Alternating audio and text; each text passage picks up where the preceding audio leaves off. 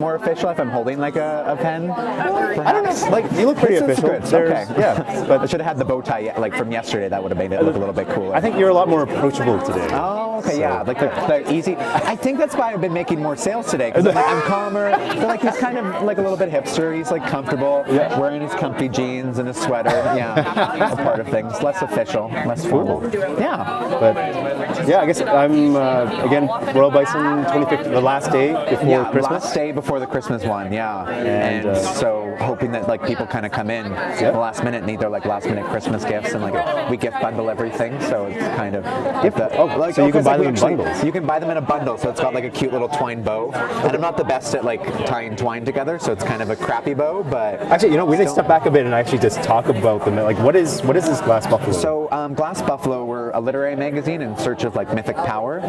We publish emerging writers. Yeah, it's like on our little tagline there, in search of mythic power. Okay.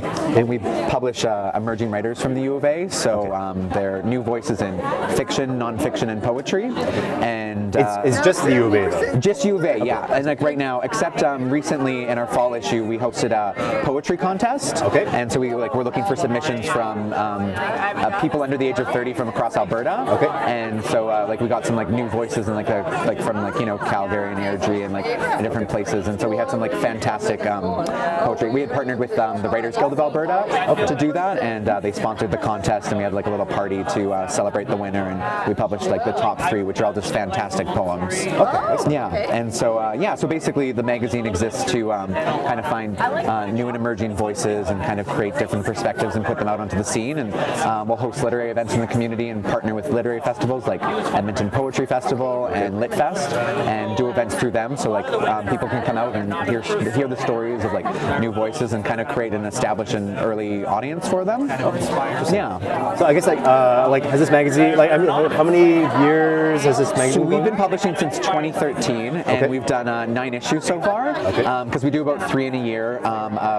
One in March, one in July, and one in September.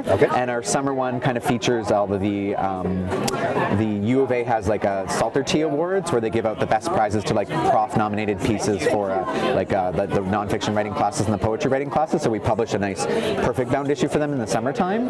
And then the fall and winter ones are based on submissions. So then I get a bunch of probably about 75 submissions that come in, and I read through them and pick out the best ones and kind of tidy them up and create a theme that kind of connects them all together and ties it in to make it like a nice issue. And then we work with different local illustrators. So Glenn Ronalds is a local artist who does incredible chaos art, he calls it. And so he gave us a cover image, and this is my coworker. He goes by Exod, and he created this cool graphic illustration of just the buffalo staring at you to just be this really eye-catching, appealing thing that creeps me out a little bit, but it's cool.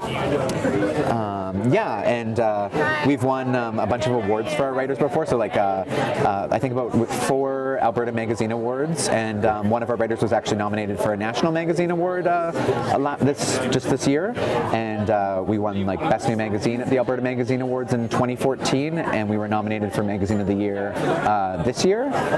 So a lot of kind of attention that we've been getting for the magazine, and it's been just kind of a great little bit of honor. I guess on the topic of recognition too, has Glass Buffalo helped launch any writers' careers?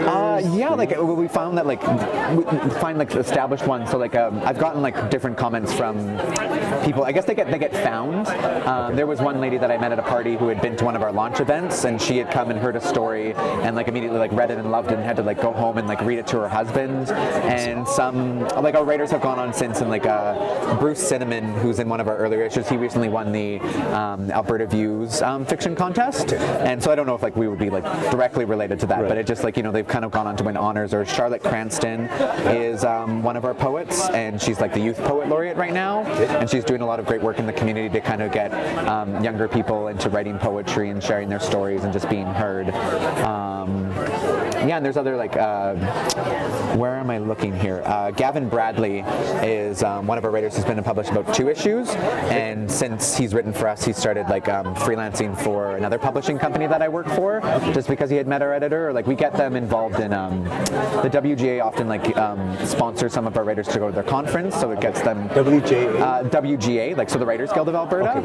Yeah, so they'll kind of give some of our writers to go discounted prices to attend the conference, and so then they kind of build connections that way, or like if like a publishing house or something like hears about one of our writers, then they can kind of pick them up. Actually, another good story, a lady came in last week and she works for Frog House Press, and she was looking for like to make an Edmonton chapbook of poetry, and so she bought a fall issue and read through some of the poems and wanted to contact about 5 of them, our poets, to find their poetry. So like sometimes people find us through that way.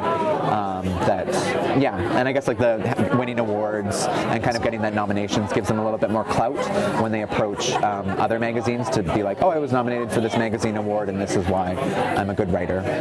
Yeah, that's cool. Something to like base it on. Well, I guess for the magazine specifically, like I mean, like if you don't pick up a copy or however many copies are in a bundle, like here, where would you pick it up? We're available in local bookstores in Edmonton, so you can go to Audrey's Books, Ticks on the Square, and Page Turner's Bookshop is like a Page Turner's Bookshop. It's on like it's just near South Edmonton Common. It's like a used bookstore, so they all have that in the store. And then we're also available online at glassbuffalo.com. People can go there to subscribe to the magazine, and then we mail issues to you, so then you would never miss out on one, and can stay on top of like the new voices that are coming in Canadian literature. Okay, that's awesome. Matthew, what's your last name? Matthew Stepanic. Stepanic, yeah. So editor of the magazine. Yeah. Wonderful. Matthew, again, thank you. Thanks. Yeah, this is awesome.